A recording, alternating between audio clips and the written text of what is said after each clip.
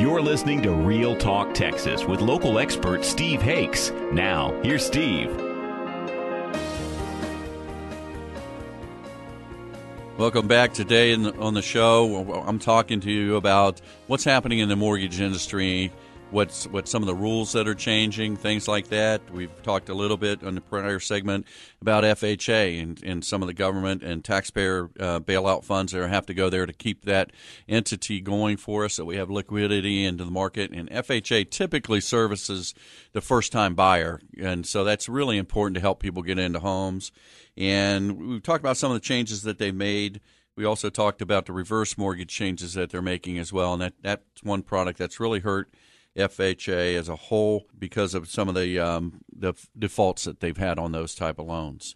So we started talking about Fannie Mae, and they're predicting a 44.1% increase in new housing sales, new loans that are being done in 2014, and another 15.1 this year. And we'll talk about why they're looking at such great growth in 2014, and actually any growth at all over the last 5 years. When we talk about growth in housing sales or mortgage industry, that's it's good news for us. And in North Texas, we'll drill down a little bit on that, on how what we're hearing from people here, how the industry's changing there as well. But one of the things we're looking at with Fannie Mae, and talking about how single family homes going up in volume and the transactions that are happening, I think there's a lot of pent up demand out there. So I think they're right on when they say 15.1% this year. The 2014 at 44.1, I don't know. That's a huge increase. We'll see about that, but that was what was reported in Inman News. So that's a double-edged sword. If employment improves, as it must to meet these housing projections by Fannie Mae and Ivy Zelman, they predict we'll begin to see employment numbers first. They think that the employment stuff will come back. We're seeing a little bit of that, and we had, each month, I think it's hard to really track the employment numbers because I think there's a couple things going on. One, people are going off unemployment, and new people are going on, and they count basically the number of people that are on unemployment when they look at the employment numbers. And, nationally, I think, it's a bigger issue than in North Texas here. Our unemployment rate has dropped dramatically over the last year, so that's really good news for us. But, one of the side effects we'll see from all this is when people are starting to feel better about their jobs, they're starting to unleash some of this pent-up demand. And I think what's also happening, and we've had a lot of realtors on the show. We've had Alicia Trevino on a regular basis come in and talk about what's happening. I, being in the mortgage business, what we do is you call our office, and what I like to do is tell people, if you're thinking about buying a house, the first thing you want to do is call your lending professional. And hopefully you think of us here at Real Talk Texas and call my office. And then what we would do is we would take a full application from you. We'd like to get all the backup documentation, submit it to underwriting, and get you a full approval, not a pre-qualification. Pre-qualification is where you just call up, and number one, I'd caution you on doing a pre-qualification over the internet because most realtors won't accept that because they don't really hold up. What you want to do is call your loan officer or your mortgage company you'd like to deal with, call our office.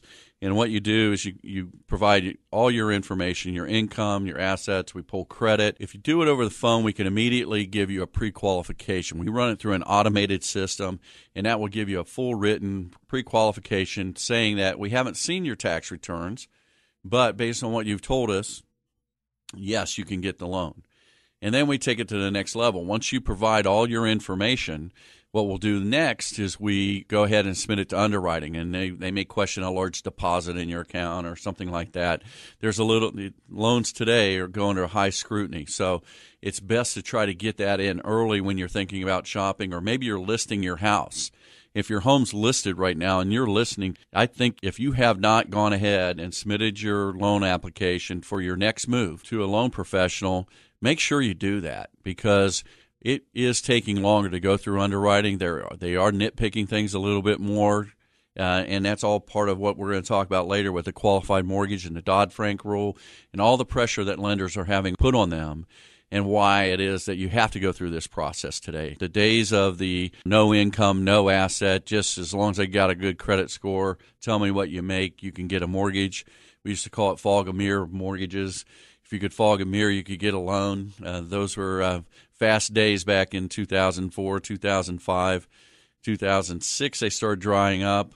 But you really should reach out, get that next step done, because what we can do for you is we can pull your credit, and we can take, you may not know that maybe there was a medical collection that was put on there because you've been fighting with your insurance company or something that needs to be cleaned up.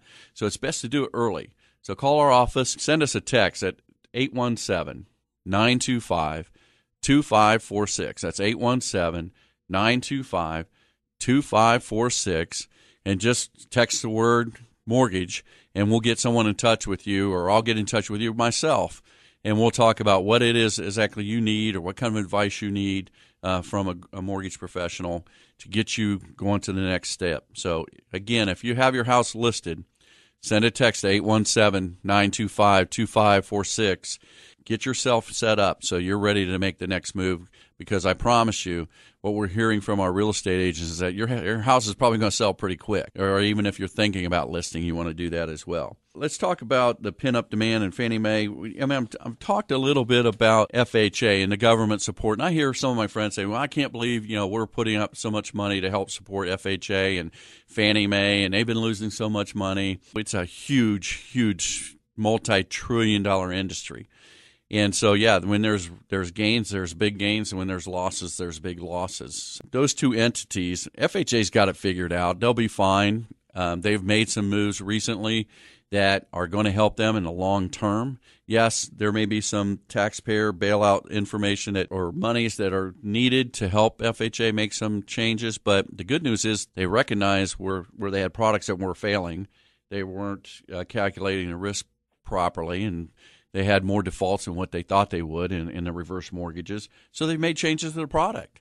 So they've done the right thing. So I feel confident that the people at FHA are doing the right things. As an FHA lender, we see that every day as to what's happening with the changing of guidelines and things like that. So I think that's probably a good thing. You need to know that, people buying their first home, FHA guidelines give us the ability to do a little more for you with lower down payment. It's only 3.5% down on an FHA loan, where a conventional loan, unless your score's over 680, you're going to have to put 5% down. And when I say conventional loan, that would be a Fannie Mae or Freddie Mac type of loan that's offered by your bank or your mortgage company that you're dealing with. Those are some of the things that affect us in my daily life. And after the break, in the next segment, we're going to really, really dig into qualified mortgages and what's happening there, the new rule that's come out. With Dodd-Frank, what happened was they basically put out a Dodd-Frank bill, and then the government hired 30,000 people to enforce rules, and then hired a bunch of people to make up the rules that fit in to that bill. And so it's a big government agency. It's called the CFPB. And that's a Consumer Protection Finance Bureau. That bureau is in charge of monitoring and governing mortgage lending, pawn shops, anything to do with credit card companies. They're involved with a lot, not just mortgages.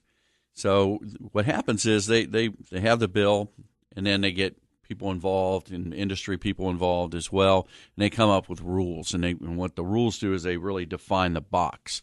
What is the box that's allowed to be done when it comes to issuing a mortgage? And also, above and beyond that, how are you allowed to conduct business?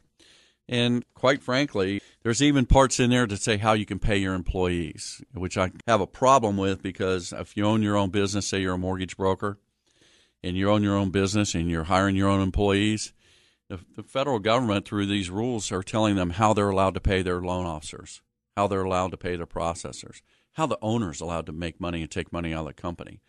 But that's part of the new game that we're all in. And you probably hear other mortgage people in the air talking about that. But in the next segment, we're going to get into the QM rule. Now, QM and QRM are qualified mortgage and qualified residential mortgages.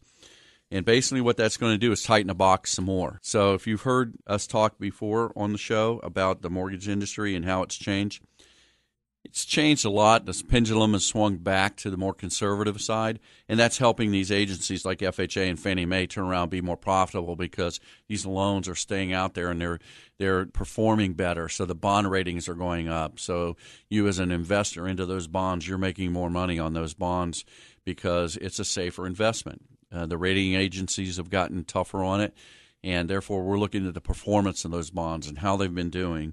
And it is a good investment. I will say for the last 2 years, we've been writing very, very conservative loans, so to secure the default rate drops on those as well. So stay tuned. You're listening to Real Talk Texas here on KLIF, AM 570, News and Information. I'm your host, Steve Hakes, with Affiliated Bank.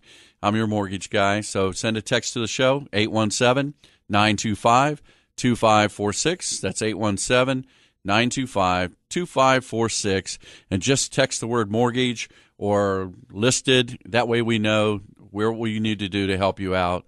So stay tuned.